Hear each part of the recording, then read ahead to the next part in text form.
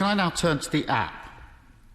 This really matters because unless someone with COVID-19 can name and identify everybody they've been in contact with, the app is the only way of tracing unknown contacts.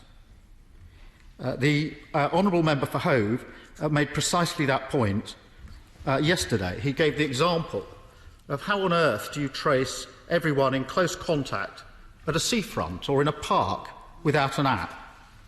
Up until last week, the government maintained that the app was critical, another of their slides. But at the weekend, the Health Secretary downplayed the app, saying it was only ever additional support. So which is it? Critical or not? Mr. Speaker, I wonder whether the right honourable gentleman can name a single country in the world that has a functional contact tracing app, because there isn't one. What we have, and I think what has, I'm afraid, left the opposition slightly floundering, is a very successful test and trace, NHS test and trace operation, which yesterday they supported. Yesterday they said it was good enough for this country to go forward with step 3 of our plan. Today they're yo-yoing back again and saying that it's not good enough. I think they need to make up their mind. I think they need to get behind NHS test and trace and support it and take the country forward together. Germany. App working 15th June. 12 million downloads. 12 million downloads. Mr. Speaker, I checked that overnight. 12 million is way beyond.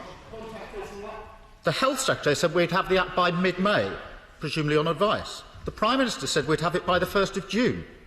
Now the government ministers say it won't be ready until the winter. We've spent 12 million on this. Other countries are ahead of us.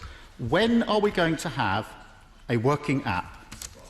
Mr. Speaker, I'm afraid he's completely wrong, because no country in the world has a working contact tracing app, and we've always been clear that the app would be the icing on the cake. If we can get it to work, it would be a fine thing, but there isn't one anywhere in the world so far.